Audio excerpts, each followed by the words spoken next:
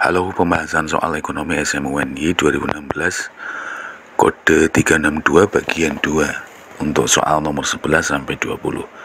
Oke, langsung kita lihat ke soalnya. Pengangguran struktural bisa terjadi apabila A. Struktur sosial berubah, B. Struktur ekonomi berubah, C. Struktur pendidikan berubah, D. Struktur kependudukan berubah, ataukah E. Pola konsumsi masyarakat berubah. Ini materi jenis-jenis pengangguran ya. Jadi pengangguran struktural ini adalah pengangguran yang terjadi apabila terjadi perubahan struktur ekonominya. Misalnya perubahan dari struktur ekonomi agraris menjadi industri. Struktur ekonomi agraris kan membutuhkan banyak lahan. Nah, kemudian banyak tenaga kerja. Ketika misalnya struktur ekonominya suatu negara berubah jadi industri, menghasilkan produk barang dan jasa pengolahan, orang yang biasanya hanya bisa bertani di bidang agraris ya, maka terpaksalah dia menganggur. Nah, ini jelas banget nanti ini adalah jawabannya adalah yang B ya. Nah, perlu kamu ketahui juga untuk jenis pengangguran yang lain. Itu yang pertama adalah pengangguran siklus atau konjunktural.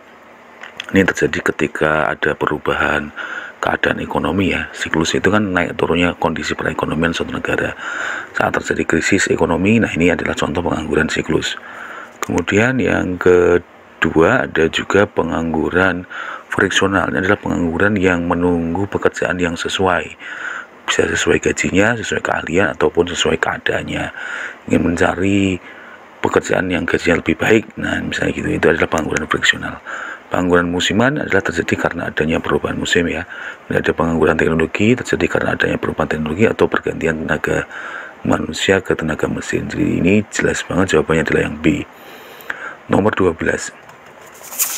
Inflasi dapat merugikan masyarakat yang berpenghasilan tetap seperti pegawai negeri. Kebijakan moneter yang dapat dilakukan untuk mengatasi inflasi adalah kebijakan moneter ini adalah kebijakan bank sentral atau BI dalam mengatur jumlah uang beredar, bisa menambah atau bisa mengurangi. Untuk mengatasi inflasi ini adalah dibutuhkan jenis kebijakan moneter yang bersifat kontraktif, yaitu mengurangi jumlah uang beredar. Nah, caranya bagaimana? Pertama, bisa politik diskonto. Bank Indonesia menaikkan suku bunga acuan atau kalau sekarang namanya BI 7D repo rate. Ketika suku bunga naik, maka jumlah uang beredar akan berkurang karena orang pada menabung. Ini yang kedua ada open market, bank sentral menjual surat berharga atau contohnya misalnya sertifikat Bank Indonesia ya. Nah, ketika bank sentral menjual surat berharga, masyarakat membelinya, maka jumlah uang beredar akan berkurang. Yang ketiga bisa cash ratio. Bank Indonesia menaikkan cadangan kas bank umum. Cadangan kas bank umum ini adalah uang kas dari bank umum yang disetorkan ke bank sentral. Kalau persyaratan cadangan kas itu tidak dinaikkan, maka nanti kesempatan bank umum memberikan pinjaman semakin kecil karena uang yang bisa dipakai untuk kredit itu berkurang karena disetorkan kepada bank sentral maksudnya. Kemudian yang keempat ada kredit selektif. Ini pemberian kredit yang diperketat karena jumlah uang beredar sudah banyak. Ada juga centering, pemotongan nilai uang ini ketika terjadi hiperinflasi. Oke, kita bahas kalau meningkatkan pajak ini bukan moneter ya, ini fiskal karena berkaitan sama pemasukan dan pengeluaran negara. Menurunkan suku bunga salah ya, harus menaikkan suku bunga. Menjual surat berharga, ini yang betul ya, berarti jawabannya adalah yang C. Nomor 13. Kombinasi instrumen kebijakan fiskal yang dapat digunakan untuk mengurangi pengangguran. Oke, kebijakan fiskal ini adalah kebijakan yang diambil oleh pemerintah dalam rangka mengatur ya pemasukan dan pengeluaran negara. Nah, kebijakan fiskal dapat berupa kebijakan fiskal ekspansif dan kebijakan fiskal kontraktif. Kebijakan fiskal ekspansif ini adalah kebijakan yang bertujuan meningkatkan output perekonomian atau produksi barang dan jasa semakin banyak. Sebaliknya, kebijakan fiskal kontraktif ini bertujuan untuk mengurangi output perekonomian. Oleh karena itu, kebijakan fiskal juga merupakan instrumen stabilisasi pemerintah. Nah, kalau untuk mengurangi pengangguran, ini adalah dilakukan dengan cara kebijakan fiskal yang ekspansif, yaitu dilakukan dengan cara memberikan stimulus dalam perekonomian, meningkatkan permintaan agregat melalui pengeluaran pemerintah.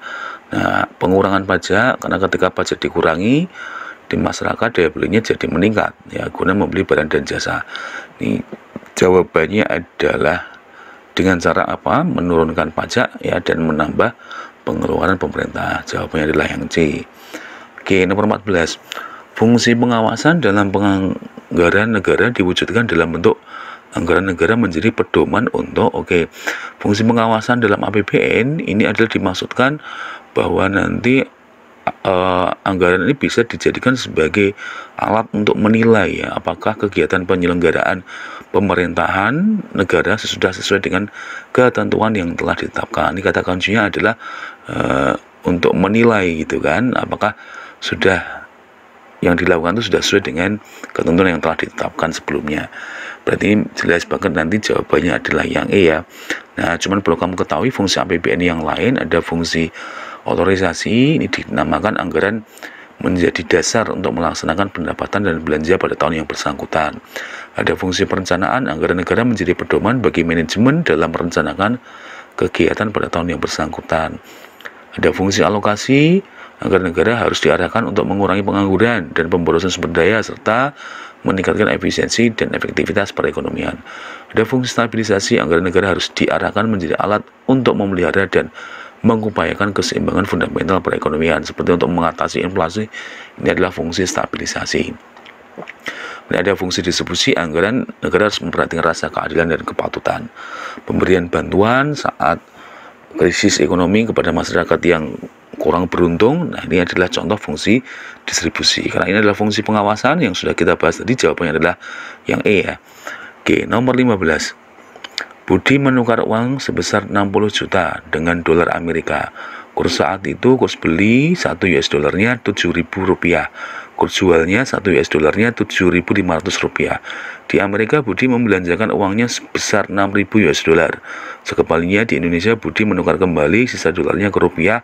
Saat itu kurs belinya 1 US dollar 7.300 dan kurs jualnya 7.800. Maka sisa uang Budi sebesar. Pertama kali Budi memiliki uang 60 juta nanti ya.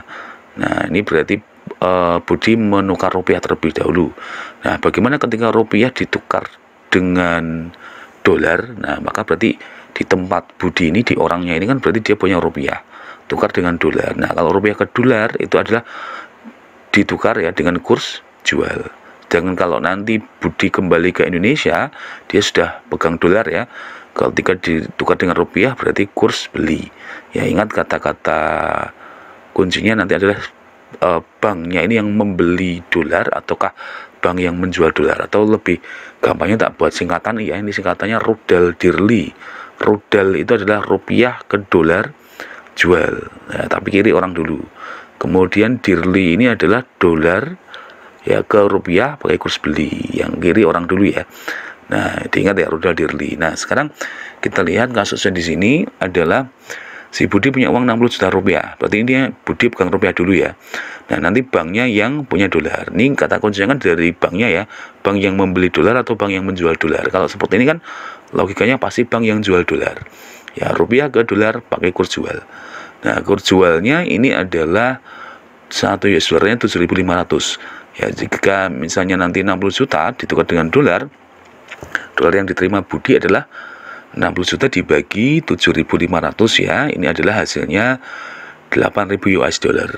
Nah, kemudian si Budi membelanjakan uangnya 6.000 US dollar, nanti masih sisa 2.000 US dollar. Nah, sisanya itu kemudian ditukar dengan rupiah lagi. Maka sekarang Budi pegang dolar 2.000 US dollar ditukar dengan rupiah. Nah, berarti sekarang banknya yang membeli dolar ya, menggunakan kurs beli. Nah, saat ini kurs belinya adalah 7.301 US dollarnya. Berarti nanti 2.000 dikali 7.300 itu adalah rupiah yang akan diterima oleh Budi. Hasilnya adalah 14.600.000 rupiah. Jadi jawabannya adalah yang E ya. Nomor 16. Berikut merupakan persamaan dasar akuntansi kecuali yang salah. Persamaan dasar akuntansi adalah harta perusahaan sama dengan modal dari pemilik sama utang pihak ketiga ya. Di persamaan adalah harta sama dengan utang ditambah dengan modal. Ya, atau kalau dibalik bisa berarti modal sama dengan harta dikurangi utang. Ya, atau kalau dibalik lagi utang sama dengan ya berarti harta dikurangi dengan apa? Modal. Ini sebenarnya kalau yang A ini sudah benar kan, yang B sudah benar, C ini yang salah. Nah, karena kecuali ya kita pilih yang salah sebenarnya ya. Nah, tapi yang D ini juga salah juga ini ya. Jadi Utang harusnya harta kurangi modal aja ya, tidak dengan plus pendapatan ya.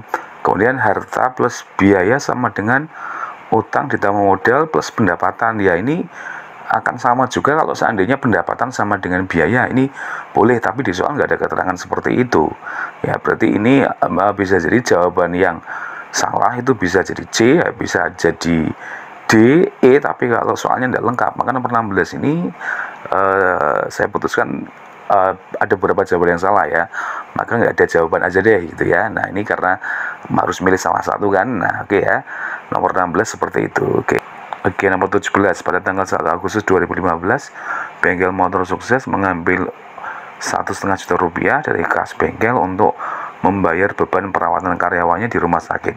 Jurnal untuk mencatat transaksi tersebut adalah, oke, ini adalah jurnal ya. Kalian yang belum paham tentang jurnal secara detail bisa simak di konten di channel Mengerti Ekonomi juga tentang jurnal umum ya. Nah di sini yang pasti kalau dalam aturan jurnal, kalau harta bertambah di debit, harta berkurang di kredit, utang, modal, pendapatan kalau bertambah di kredit, berkurang di debit, beban bertambah di debit kalau berkurang di kredit. Nah di sini adalah adanya beban perawatan ya, beban perawatan bertambah itu berarti di debit 1,5 juta. Kemudian beban perawatan itu adalah dibayar ya menggunakan kas ya, berarti kasnya berkurang karena kas itu bagian dari harta ya, harta berkurang itu adalah di kredit, maka kas berkurang di kredit, maka ini jawabannya adalah yang C ya. Nah kalau misalnya A itu salah ya, kasnya nambah, ini kan kasnya berkurang ya, kas kalau bertambah kan di debit, salah ini ya. Yang B, kasnya berkurang di kredit, ini betul, tapi ini prefer untuk pengambilan keperluan pribadi untuk memilih, ini bukan prefer ya, bukan withdrawal. Nah prefer itu kan dipakai untuk kepentingan pribadi si pemilik, maka ini jawabannya adalah C ya. Kita lanjut untuk yang nomor 18.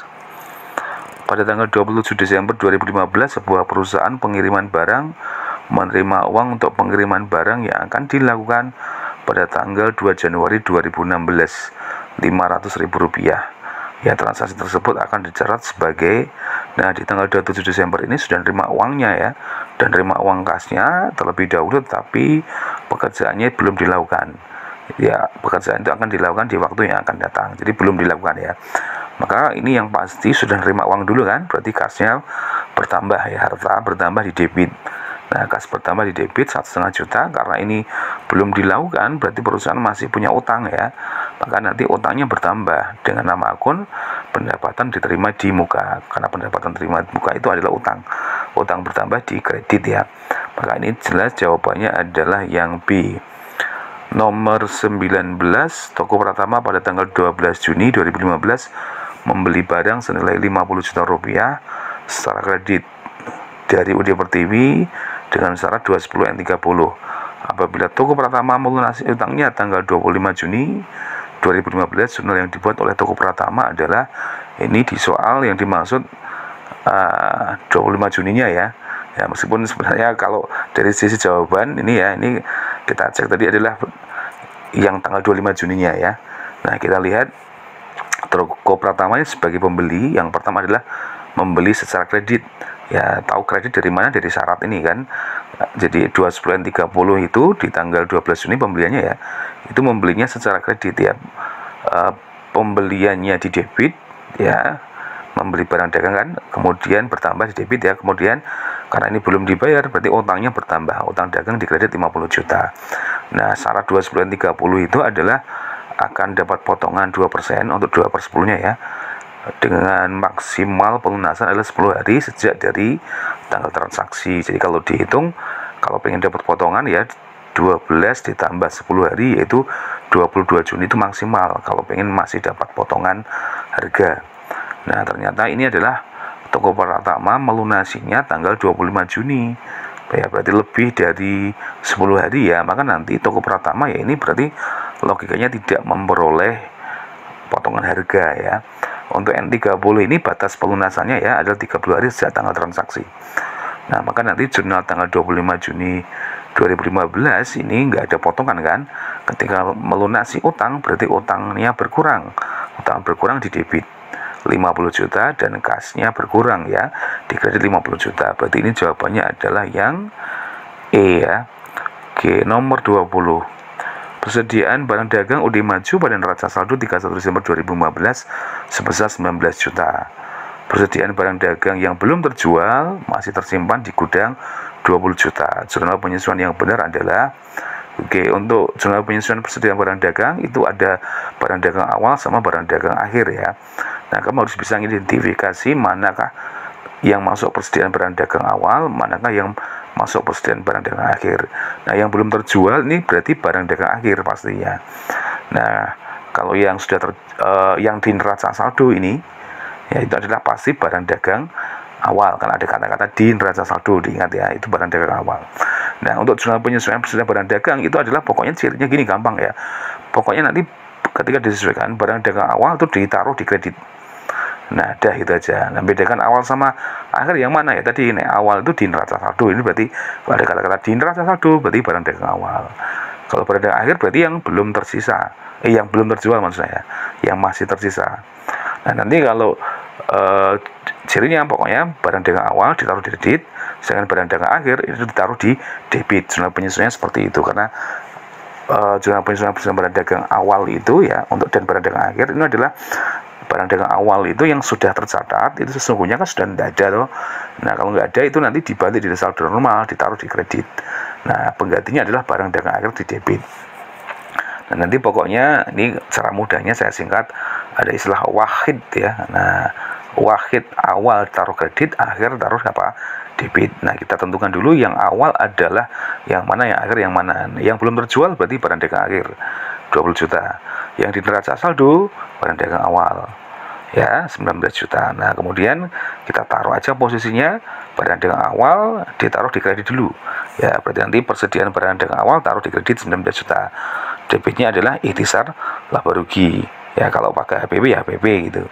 Kemudian kalau sudah barang dagang awal disesuaikan, dimunculkan barang dagang akhir ditaruh di debit, yaitu 20 juta ya, barang dagang akhirnya taruh di debit 20 juta. Kreditnya adalah ikhtisar laba rugi. Berarti ini jawaban apa nih? A ya, yang benar ya. Oke, sampai sini dulu, terima kasih, tetap semangat ya, semoga diterima di seleksi mandiri UND ini. Terima kasih.